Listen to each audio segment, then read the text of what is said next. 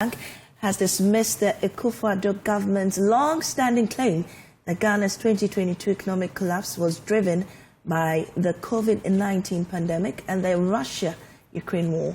In its latest policy report, the bank states that the crisis stemmed from deep-rooted structural weaknesses, fiscal indiscipline and mismanagement, with global shocks merely exposing an already fragile economy.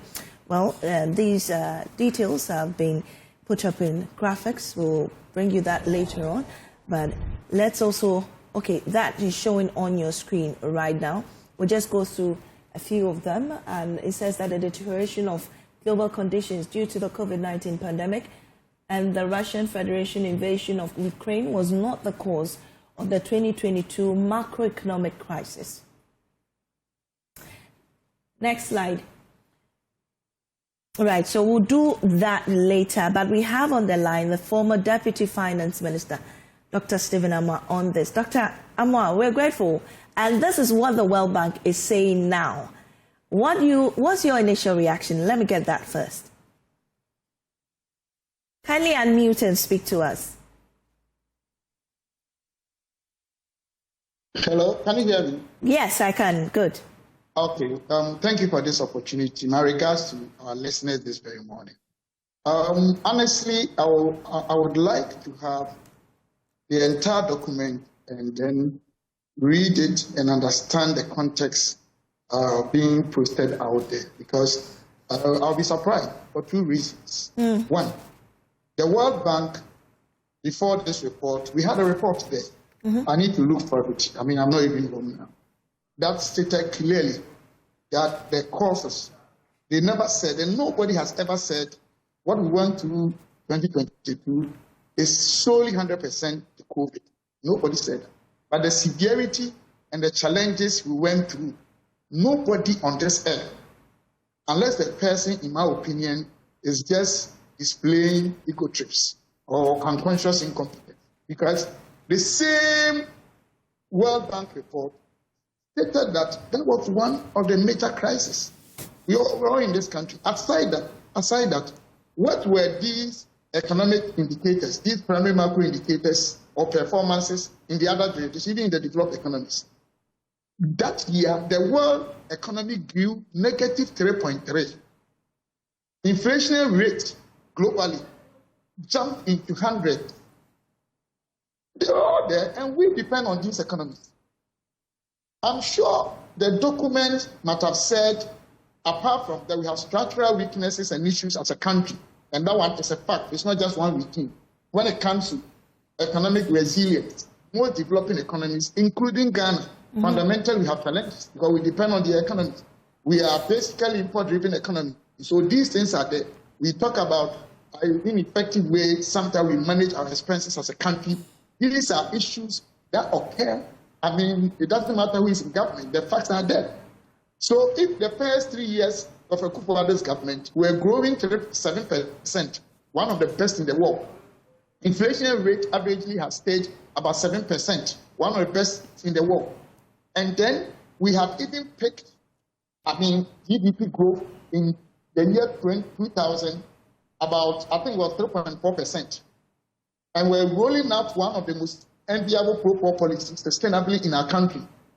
Who could have thought that after the first term of Akufo-Addo's government, where there was market productivity impairment, people were even asked to stay home, they were paid. We're in this country. Private sector sacked over 40,000. We had revenue shortfall of about between 11 and 12 billion. The world itself knew how we're suffering. Things were being brought from outside that were costing us $4,000, moved to $12,000. I used to import things from my pharmacy in this country. Some of the items that were costing me 1999 pounds, before God we serve, some of them were costing me 29.99, 10 pounds different. Conversion would have been that time around 200 Ghana cedis. So they can say whatever, if that is true. I think it's been taken out of context. Because the World Bank, I used to be in a number of series of meetings with the same World Bank. I'll be surprised. I know most of their leaders, for them to say, but if they say that, maybe our structures were weak, yes. We have issues as a country, yes. We all accept. And I've been saying this almost 10 years now, not because I'm in opposition, that as a country, remember, I used the word our economy has chronic issues. And I actually I did just liken to something in this country that I had to write and apologize on your own set. What we are saying is that structurally we have issues as a country, not necessarily a country that we are running. Well, so Stika, are you saying that the World Bank's report is inaccurate, or they are not reporting inaccurate? Respectfully, you know, I haven't said that. I'm asking because that's what they're saying. No, I mean, initially. No, I am saying that I need the entire report because I'm surprised. Okay. Because the same World Bank came out, unless your outfit, you've forgotten, that they came out and attributed the severity and the challenges of our economy to the global crisis, which was twofold, i.e. Russia-Ukraine war, and then more profoundly, the COVID. And I'm saying that before the COVID, what was our economic situation? 2022, what was the global economic performance? What was the performance of the global economy? And I've told you that 2022 thereabout, the world was growing negative 3.3. So does it mean that the world's global economic structures were not good? The inflation rate moved averagely into the hundreds. Does it mean that and we depend on these economies? So I would be very much surprised for anybody to pick just this extract or present this picture. It means that the World Bank is telling us two stories, which is which? We're in this country, and two, you yourself as an indigenous person in this country, which I trust all of you very well, from the media outreach you have, is one of the reputable stations in Africa. Let me ask you, if you have a country that people were asked to stay home but they were paid for months, and even after that they run shift, 50% will go 2 weeks, another 50% will go 2 weeks for almost 19 months. One private sector sacked about 40,000 people, and then you are saying that COVID wasn't part. Between us and the God we serve, let us all analyze these things, accept those who do not understand. In any case, before Akufo-Addo government... Would you also admit that in that situation, you may have made... Respectfully, can I learn with this? Right. Respectfully, I want Joy FM to go for the first budget statement that my own brother, Dr. Akufo-Addo, respectfully presented in Parliament, and then go and analyze all the relevant macroeconomic indicators of this country before we left power. GDP was growing over 6%. Primary balance had outperformed 2016. The inflation rate that went to even 54.1 because of the crisis had come down to about 20. Research had been performed even better than 2020. That was last quarter 2024. So please, economy is not just any other thing that people can say anything. There are figures. We have the data to support these things. But of course, I think World Bank statement is not what it is now. It's taken out of context. Or maybe we need to read the entire thing, and then we need to get the World Bank involved again. And I'll bring what they themselves said in most of our meetings and what they are saying today. But would you say that within that period, you may have not taken the bull by the horns to take certain decisions such that it couldn't have resulted in this? For instance, the public debt rose from 63% in 2019 to about 93% in 2022. Would you say that is also as a result of the COVID and then the Russia-Ukraine war and not really policy decisions? Thank you. Allow me to explain this perfectly. The basis, first, that has to be established is that Ghana's economy, there was a time I used ritual and people who did not understand that vocabulary in that context were even insulting me. I wanted to say characteristically, we are running what I term negative effective tax rate economy, whether COVID or no COVID. What it means is that whether NDC or MPP government, the monies we outlay, we expend every year, if we divide the amount by the houses we have, households in Ghana, and each house gets 10,000 Ghana cedis. The amount we generate the same year, excluding loans, if we divide, it will be like 5 cedis.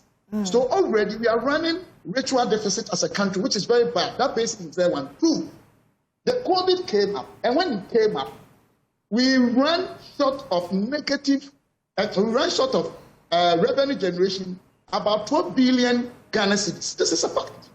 And even private sector sacked over 40,000 people. Corporate taxes, everything went down. Everywhere in the world, two main ways a government gets money: either loans, debt financing, or revenue generation domestically. So when the domestic market, as much as the world market, went so bad, we're not getting raising revenue domestically. We only had to rely on debt financing. Already we're borrowing. And then because GDP was not growing and it wasn't our fault, we grew 0.4 that year, if you remember, and the world grew -3. But we're spending using debt financing. Your debt to GDP will go up. So it's not like it was a palatable situation, but it wasn't something you could have blamed the government. That's what we are saying. Could you have made other decisions? I mean, other prudent decisions to avoid this debt going up? Let me tell you. You know that we have war times and we have peace time. When we're dying and Ghanaians were putting pressure on the government to bring me, I'm not a clinical person. And we're making a lot of decisions out of, I would say, in my opinion, we couldn't have sat down to go through decision-making processes. All that we wanted to do was to prevent fatalities. And Ghana was actually said to have been one of the best countries that our fatalities were not that much. My condolences to people that we lost. That one is like we were dying, convulsion. What did we have to do? So some of the decisions might not even go or okay, well, yes, I agree. But that situation wasn't the time that we could have gone through a lot of alternatives and made the right decision. People were dying. Now, everybody has forgotten the fact that Akufo-Addo's government made it possible for us as a country exclusively to reduce our fatalities, number of people who died. And now we are going back to say that we made this decision, we made that decision, fine, no problem. But it's a lesson to all of us. But what I can say is that before we left power, go and take where we left the economy. I beg you, it's very important. Let's go and pick Akufo-Addo's own budget statement and compare the economy at that time to the economy we even inherited 2016 when that situation wasn't there. So that period that came had a strong correlation with the COVID. Of course, as a country, it doesn't mean the government never made any mistake. It doesn't mean that structurally, fundamentally, we're having a... Look, our economy has a lot of issues. One day, I want to sit down with you for almost 1 hour. You understand me? A country that government can borrow on a domestic market, whether NDC at a higher rate than the private sector. We have so many things that we need to work on as a country. Yes, I agree. The way we spend our priorities, we are not getting enough taxes. If MPP, they are in government, they are bringing taxes, NDC and Ghanaians will say no. When NDC guys are bringing taxes, Ghanaians and MPP will say no. I think this is the time that all of us, or it is time we all came together and said that enough of MPP, NDC, political positions and statements. These are common issues. How best can we, nationally or nationalistically handle these situations and wean ourselves from this whole economic whatever dependence and we are always being tossed here and there? No. We need to be economically independent.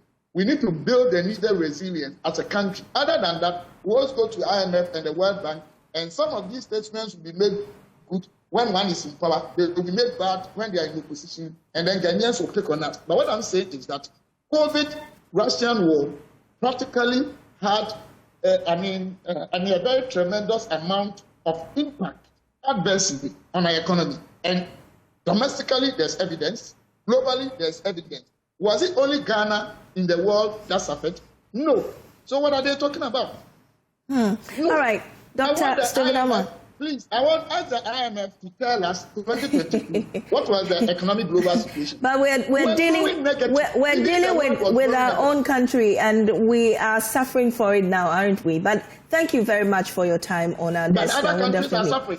We're grateful, Dr. Amoah, for that. And like you said, at an appropriate forum, we'll have a lengthy discussion on this.